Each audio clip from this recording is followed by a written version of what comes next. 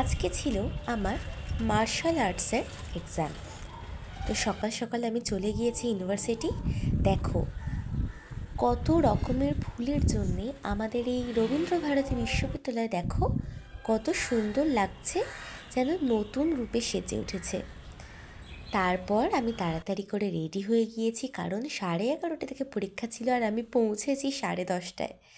তারপর এখন সবাই আমরা টেনশন করছি।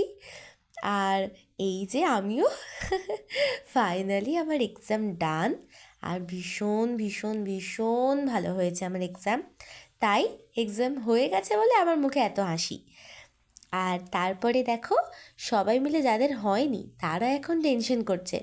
আর এটা তো স্বাভাবিক না, আমার যখন হয়নি তখন আমিও টেনশন করছিলাম।